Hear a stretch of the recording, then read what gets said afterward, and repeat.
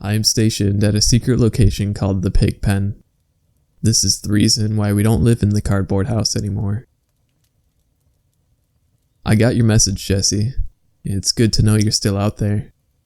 And to everyone else chiming in with theories and thoughts, I thank you too. I will address some of your points when I find time. There were a fair amount of interesting perspectives to consider. I'm sorry it took a while to get back to you. Things have been crazy around here. Well, they're always crazy, but now more so than ever. There was no window for me to slip away unnoticed, so I just had to remain patient. Thankfully, we're getting a new shipment of recruits to place the ones that, retired, and I insisted on running point on the mission. It'll give me 3 to 4 hours, more than enough time to get you up to speed. My last message was a bit incoherent and all over the place, and for that I apologize, but I didn't really have time to edit my thoughts. This time I'll make sure to stick to the script. As strange as it may seem, given my last report, consistency remains a vital part of the Pig Pen. Sure, for an outsider, it may all seem chaotic and arbitrary, the madness, absurdity, horror, and hideousness not something anyone in their right mind would label consistent. But there are constants, and I believe the knowledge of these are the key to finding what we're looking for.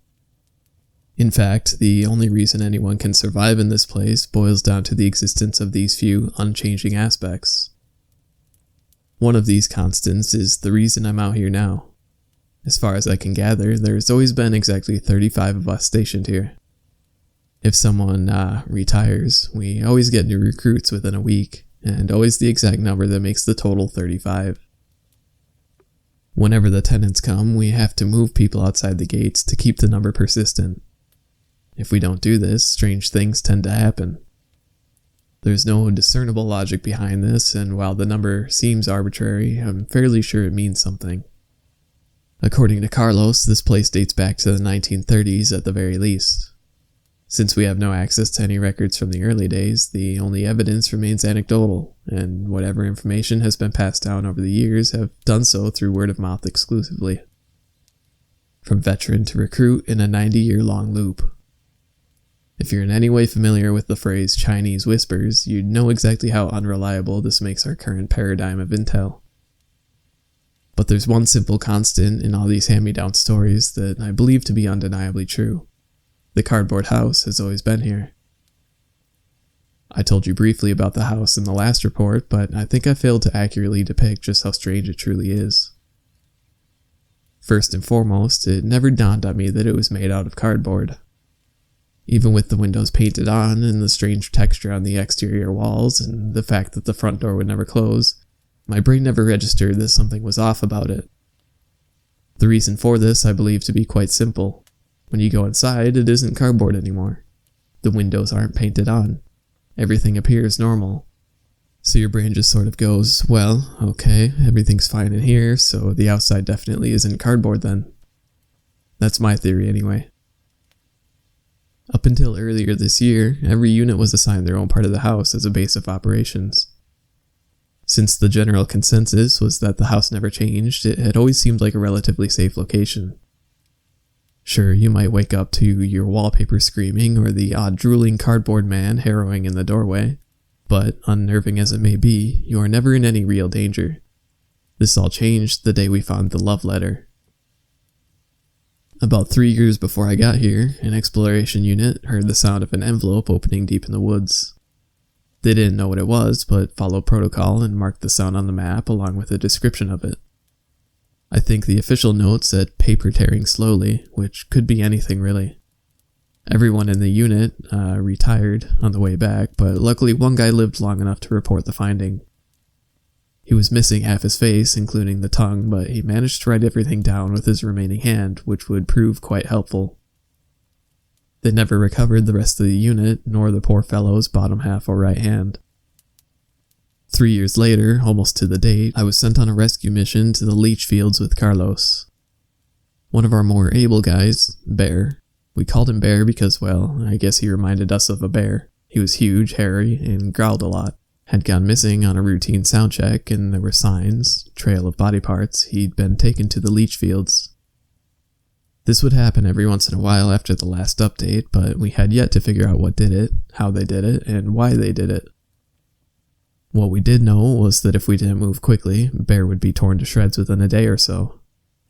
We knew this because we'd previously recovered 4 bodies, all in tiny pieces, all missing certain organs. Heart, liver, kidneys, brain, spread around the fields no more than 3 days after they went missing. I had barely managed to keep up with Carlos's insane speed through the woods, but when we reached the dinner party, I was body blocked by the tragicomic conjoined belly dancers and had to take a detour to avoid the murderous dance floor. When I finally got back on the path, Carlos was nowhere to be seen. I knew better than to call out for him, so I decided to follow the path carefully until I got to the clearing. Being alone around the leach fields is pretty much suicide, and I knew that, but I just couldn't leave Carlos behind. I spotted Carlos immediately as I came into the clearing. He was all the way on the other side of the fields, maybe half a mile or so, and he seemed pretty distraught, waving his arms around and yelling incoherently. I couldn't catch what he was shouting, and I'm not even sure he knew I was there, but sensing the urgency, I just ran towards him as fast as I could. Big mistake. Kids don't ever run close to eye-sucking leeches. I'm not sure I can stress this enough. It is never a good idea. My foot got caught in the root of a tree just as I was heading down the steep slope, and I fell forward clumsily, barely able to cover my face as I hit the ground rolling. This is a good time to clarify that the leach fields aren't really fields. It's a pit. A vast hole in the ground where eye-sucking leeches fester. Thousands of them. Millions. I don't know whose brilliant idea it was to name it that. I guess he had to be blind or something. Anyway, by the time I'd managed to regain some amount of control, it was already too late. I heard Carlos yelling my name as I found myself diving headfirst into the awaiting, wriggling, hideous mass of leeches below. I'm not sure if you've ever heard the sound of 1,000 leeches squishing under the weight of a human body. If you have my deepest sympathies. If you haven't, please make sure you never do. The drop was long, probably 20 feet or so, but I was able to turn slightly mid-air, landing more or less on my ass. The leeches provided some cushioning from the force of the landing, but I still got the wind knocked out of me, and I was gasping desperately as I rolled around covered in dead leeches. It occurred to me much too late that I should have focused on covering my eyes, because of the eye-sucking leeches, but just when I was vividly imagining my life without eyesight, I realized that nothing was coming for me. I stumbled to my feet confused, looking at the impossible mass of leeches desperately slithering away from me, providing a perfect path to the center of the pit. And then I saw what they wanted me to find. Carlos was still yelling at me from above, but fell silent when he noticed the wretched thing erected in the pit's exact center. We dubbed it the organ mailbox. It was fashioned from the organs of the missing men. 5 brains, 5 hearts, 5 livers, 10 kidneys, molded into a hideous fleshly mailbox. I inched closer to the horrible art project, keeping my eyes on the retreating leeches as I did. I would love to tell you that I studied it from all possible angles, took notes, discussed its existence on a trans-dimensional level, and left the thing to be handled by more capable minds, but instead I did what every fiber in my body said I shouldn't. I stuck my hand in there. And that's how we found the love letter. In hindsight, we never should have read the letter. I still believe the events of that night can be linked directly to us doing exactly that. But we were curious. Something like that had never happened before. The things that kill you never stop killing you. It's usually the opposite. Things that don't kill you suddenly start killing you. So Carlos tore the envelope open, hearing no sound, of course, and we all gathered around him as he started reading. Dear Dr. Vernon, we have reached the end of our patience and you the end of your funding. We will no longer accept love in our facility nor allow any further medical experiments. In short, we question your methods and motives, but also the inadequate research behind the technology. The decision is unanimous and final. We are giving you 1 week to clear out. Nigel Carrington, Chief of Medicine, the Aldentown Institute for Medical Research. I'm guessing I was the only one there that had even the faintest clue as to what the letter meant, but I didn't have much information to go on to really understand it, But the pig pen did. Oh, it understood it all right.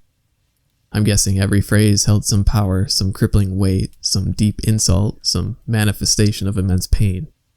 Because that night, everything went to hell. Not the everyday hell we were already living, but something deeper and darker. It wasn't the random, chaotic, absurd horror we were used to. This seemed far too personal, far too precise, far too malevolent. I remember waking up to tormented and panicking screams, horrible, deafening wails echoing through the corridors. An eerie red hue permeated the air, and everything sort of blurred together in a distant crimson mist. It wasn't my first experience with the phenomenon.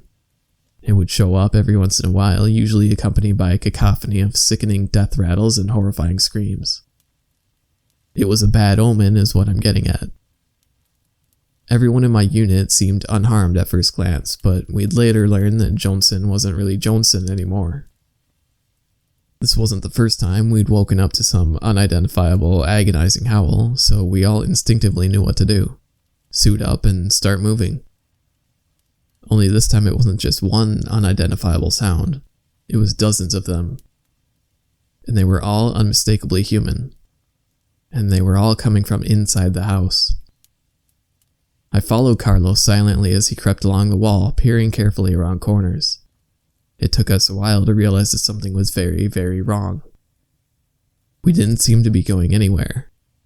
Sure, we'd moved to the end of a corridor, but we suddenly found ourselves back at the start of that exact same corridor. Some manifold geometry kind of shit, like something you'd see in a video game or something. We soon came to the conclusion that there was no point in moving anywhere. "Let's just take a breather," Johnson said calmly. "I'm sure everything will be fine in the morning." We immediately suspected that Johnson wasn't Johnson anymore. It was just so unlike him to suggest something like that. Also, it was kind of strange that he was talking at all, since he was born mute. Without hesitation, Carlos stabbed him in the neck and backed away carefully. We watched in horror as the wide-eyed and grinning Johnson slowly melted into a disgusting pulp of trembling, slimy mass on the floor, all the while continuing his monologue like nothing was happening. "A few hours of sleep and everything will be just fine. You'll see." I really can't explain the logic behind it, but as soon as Johnson, retired, something changed in the corridor. Like we could feel that whatever force kept us in that loop was gone somehow. Anyway, we got the hell out of there and didn't stop until we were outside. There were several other units already spread out around the front yard, many of them missing several team members. They all reported the same thing. One of their own morphed into some monstrosity, devouring whatever it came across. A total of 15 men, retired that night. The remains still hidden somewhere in the hellish, non-Euclidean depths of the cardboard house. We put the letter back in the envelope post-haste and paired it with the sound found by the butchered unit in the woods 3 years back. If we'd done that from the very beginning, I'm certain we'd still be welcome in the house. But after the event, it pushed back whenever more than 2 of us entered at a time. It wouldn't outright attempt to murder you, but it would make sure you didn't leave without paying rent in the form of a body part, or sometimes just your sanity. Anyway, that's the reason why we don't live in the cardboard house anymore. There's only a few minutes before the new recruits arrive, so I guess I have to wrap it up. There's no news on the outsiders, the twins. And to the one who commented that they couldn't be identical twins, you're absolutely right. They just looked identical is all I was getting at. Yet, they're still hiding in the barn. They can't survive in there forever though, so I'm sure they'll show up soon enough. Maybe I'll try to reach out to them. I have a feeling they can help us. I'll try to update as soon as possible, but it might take a few days. Why, with the reanimating the new recruits and everything. Take care. Cyan.